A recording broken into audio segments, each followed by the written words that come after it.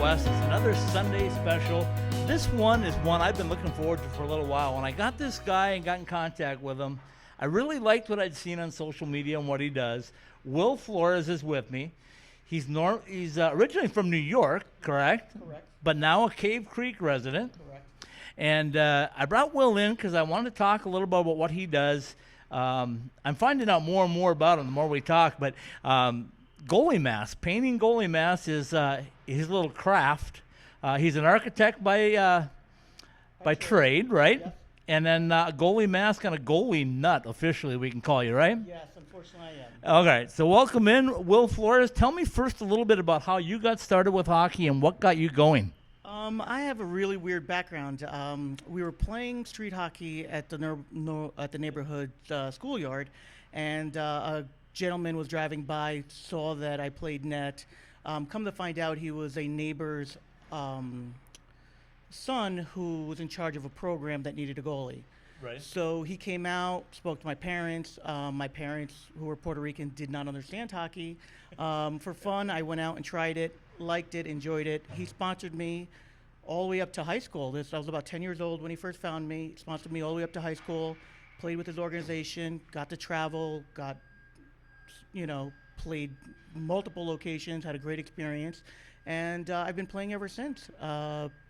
Been playing for 30 years straight. Even now, I still play beer league. And I understand that you not only do that, but you referee as well and have all kinds of ties in it with kids playing and different things like that. So give us a little background on that. How did you get into refereeing and maybe coaching a little bit too, I'm guessing? Yeah, when I was younger going to ASU, I moved here from New York to go to ASU. I got involved with reffing. A friend of mine asked me to get involved. I got involved, made a little extra money. Paid for my college. Architecture was very expensive back then, right. And it still is.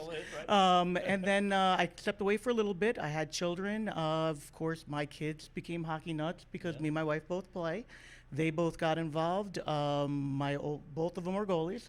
It became really expensive, and I came back into refereeing, and I still do it today.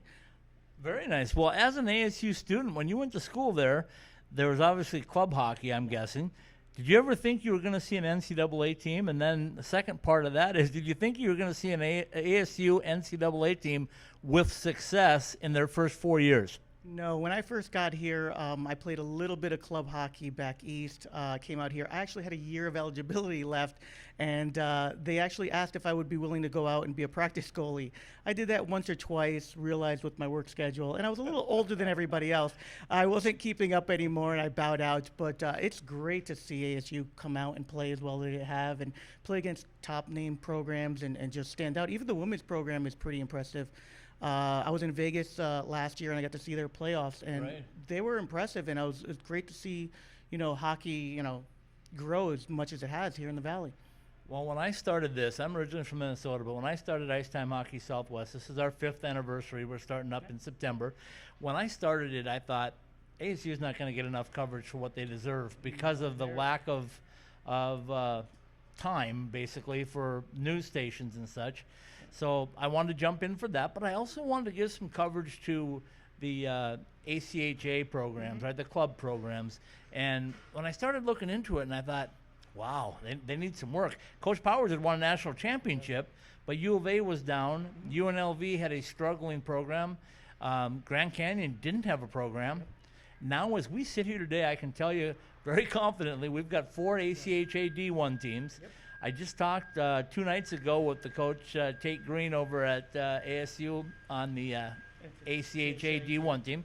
He's got 120 kids trying out. He's only got 2 teams, right? So he's got about 50 spots and 120 kids trying out. Yeah, it's pretty impressive. It's caught on. Yes, absolutely. It's I would never think when I first moved here that hockey was going to be this big, and it's completely exploded.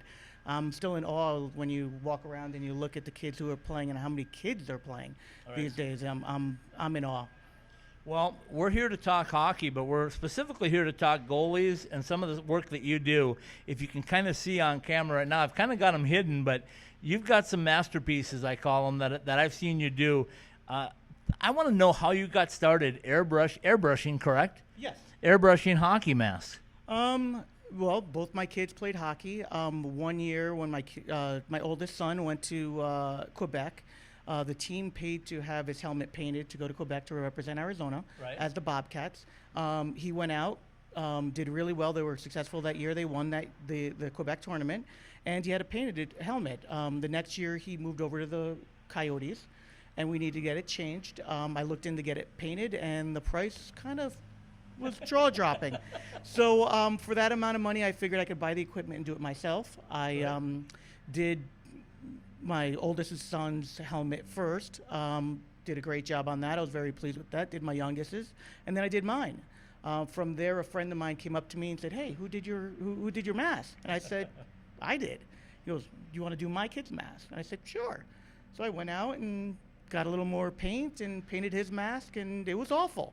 Then another guy saw it and said, "Hey, I hear you painted, so-and-so's mask. Do you want to do it? Can you do my kid's mask?" And it's grown from there. I'm counting, I think I'm up to almost 90 right now after I'm done with this season's batch. So when did this all start for you? How many years have you been painting masks? This will be my 5th year painting. Okay, let's take a quick break. Let's come back. I want to talk a little bit about the process, what it takes to get one done, and then I want you to show us a few samples, and then we'll take another break, and we'll come back, and we'll talk just a little bit about what the future leads for goaltending masks. Sure. We'll be right back.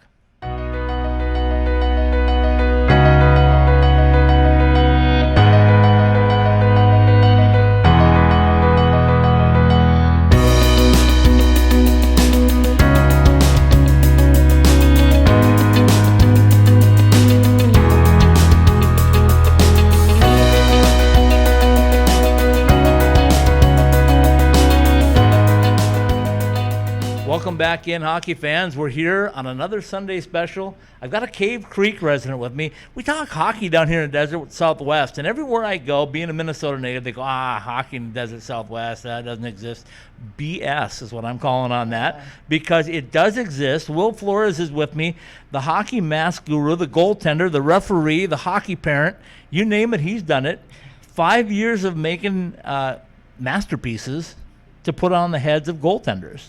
So let's start right from the start. What's the process like? How does it get started? What goes through your head when you're looking at a blank hockey mask? Usually what ends up happening is someone will give me either a new or used mask. I'll sand the whole thing down, prime it.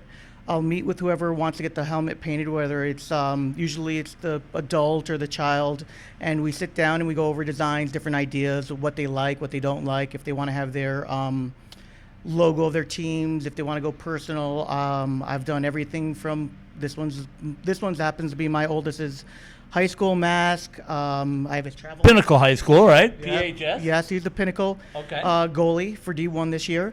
I have his AHU mask over there. I also have another Pinnacle mask here that I did this year, which was recent. We go over designs, we go over ideas, I'll either sketch something up, we'll take things off the internet. We'll come up with whatever you want to come up with. Usually, a lot of people don't understand the idea. I'm a little bit of a goalie nut. Right. There's not many helmets that come out that I don't know who they are and what they've done. So a lot of times people will go, "Hey, I kind of want to do this," and I go, "Hey, let me flip up the phone, show them a photo, go, yeah, I like this, but I don't like this, or I want this, or I don't want that." So I did that with the latest ASU mask that I just finished. He wanted a black and white mask and wanted it muted and wanted it a little more toned down. So Right. I said, "Why don't we do this? Why don't we do that?" And it came out perfect. I wish I had that one here, but unfortunately I don't. But like this mask here, my son came up with the design. He wanted the wanted posters Southwest with all of his friends on it. So this has everyone on his team from last year on it, and they're all of his buddies. We all gave him nicknames and little wanted posters with dollar values, and he loves it. Okay, so not being an artist at all, to me this looks incredibly difficult. Let's say you come up with this whole idea. How do you turn it from a white primed mask to this? Well, a mask like this would get sanded, primed. It has to sit for a couple days Okay. because it needs to cure all the way. Then I'll put a base coat on it, and then I'll put the design on that. Okay. I will put a locking coat on that again, put another layer of paint on.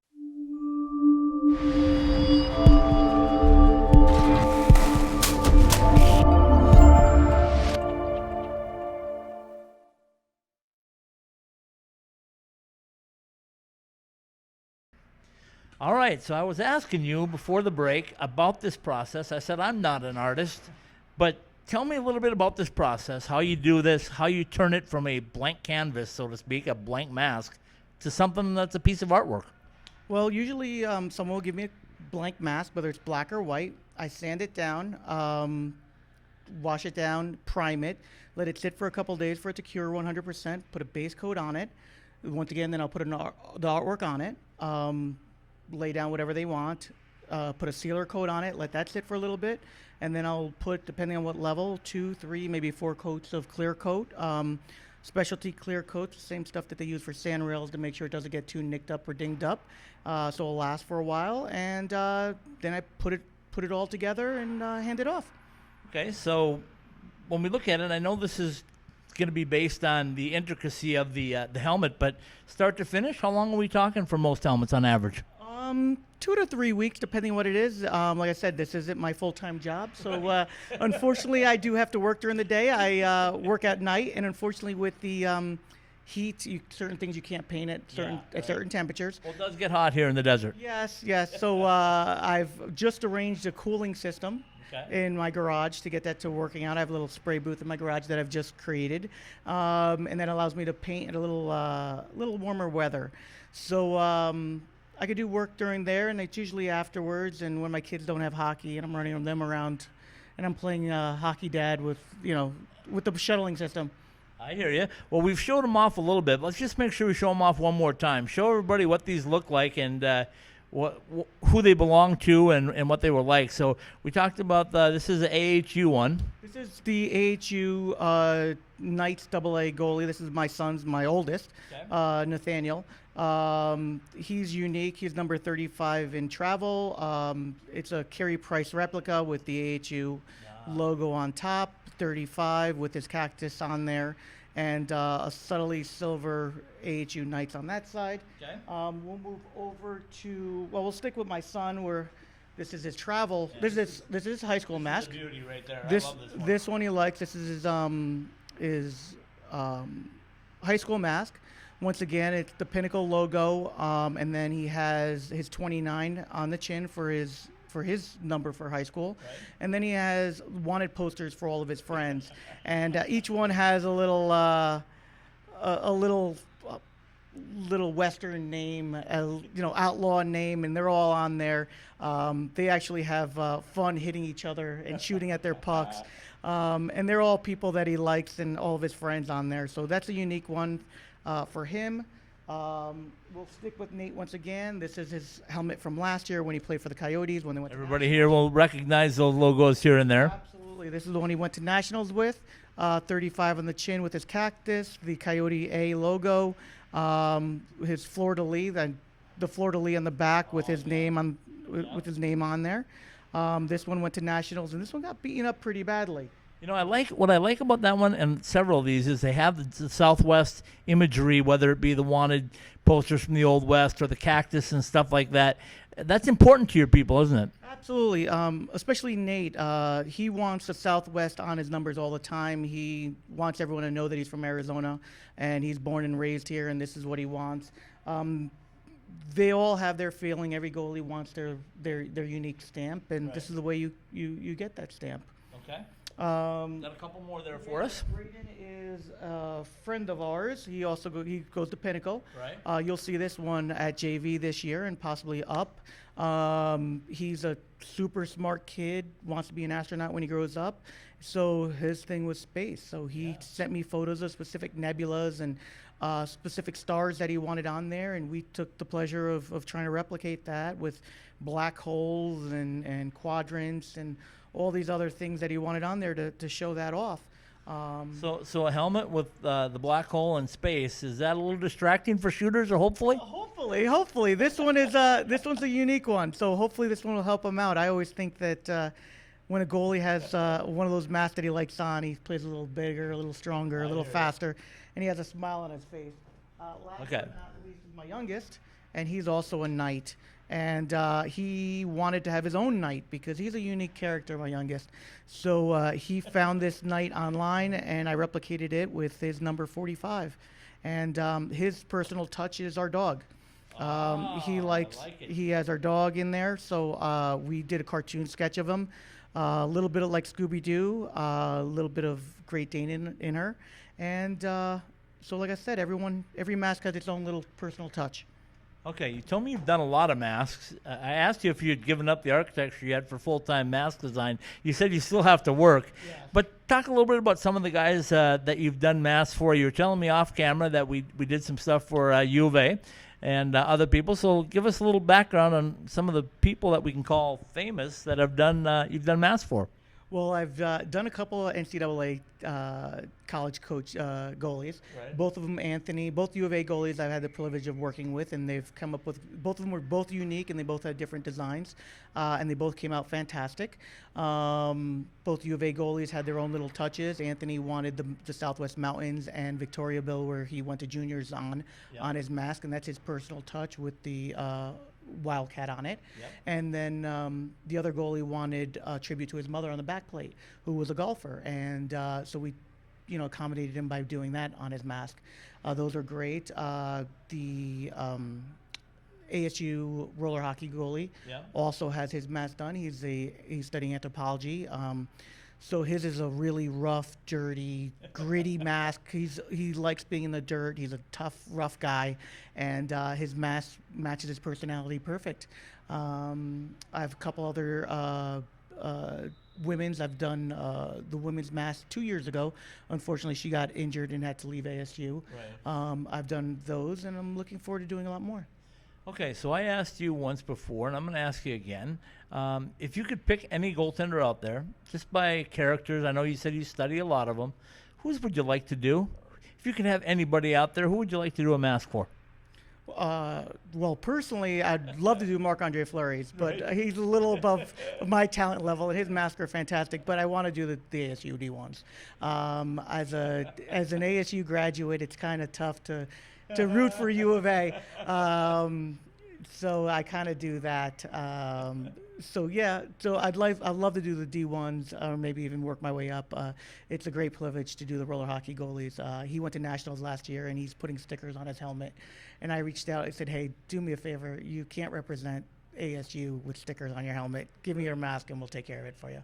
So we took care of it for it, and it came out great. And there are a couple other guys that have my eye out that I'd like to get a whack at.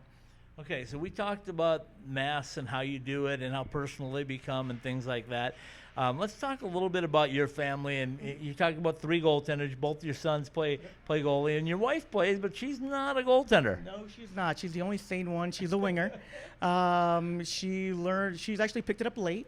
She picked it up after we've been together and the kids were playing, and she's like, "Oh, I want to go play with a bunch of hockey moms," and they all got together and they learned to play in Oceanside, and it was a great program for her, and she got into the D League, and she played.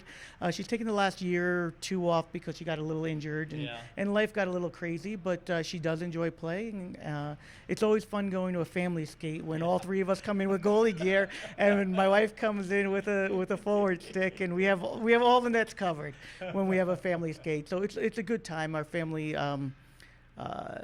our activities revolve around hockey, and we watch hockey and we play hockey and we're involved in hockey, and it's a great way of spending time together. Okay, and your sons are how old and where are they playing currently? My oldest is Nate. He plays for AHU U18 he's going to be 17 in a couple weeks, and